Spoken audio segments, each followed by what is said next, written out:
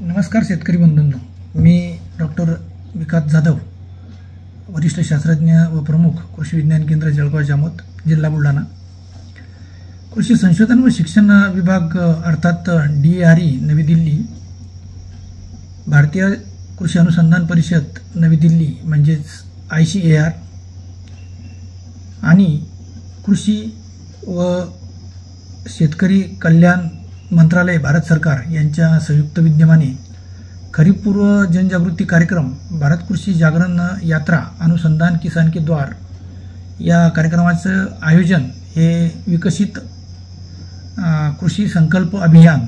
या सदराखाली दिनांक 29 मे ते 12 जून या दरम्यान आयोजित भारतातील सर्व राज्यांमध्ये आयोजित करण्यात आलेला आहे। कृषी विज्ञान केंद्रामार्फत या कार्यक्रमांचे आयोजन हे करण्यात येणार असून या कार्यक्रमाचा उद्देश हा खरीपातील मुख्य पिकांसाठी आधुनिक कृषी तंत्रज्ञानाला प्रोत्साहन देणे, त्यानंतर विविध सरकारी योजनांच्या संदर्भात जागृती करणे, त्यानंतर मृदा आरोग्य पत्रिका जी शेतकऱ्यांनी काढलेल्या असतात त्या मृदा आरोग्य पत्रिकेचा शास्त्रीय दृष्टिकोनातून वापर, त्यानंतर रासायनिक खतांचा संतुलित वापर,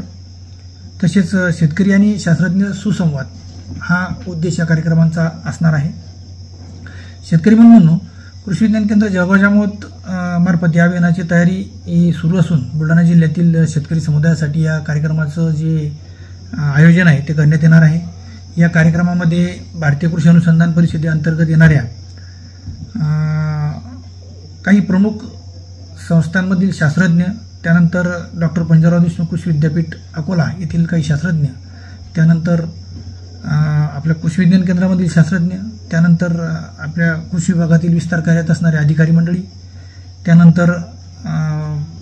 आत्मा बुलढाणा येथील मंडळी, या सर्वांच्या भेटी आपल्याला या विकसित कृषी संकल्प अभियानामध्ये होणार आहेत। तर या निमित्ताने सर्व शेतकरी बंधूंना कृषी विज्ञान केंद्र जळगाव जामोदतर्फे मी डॉक्टर विकास जाधव आवाहन करतो की आपल्या गावामध्ये होणाऱ्या या कार्यक्रमामध्ये आपण निश्चितपणे सहभागी व्हावं आणि शेतीमध्ये होत असणाऱ्या नवनवीन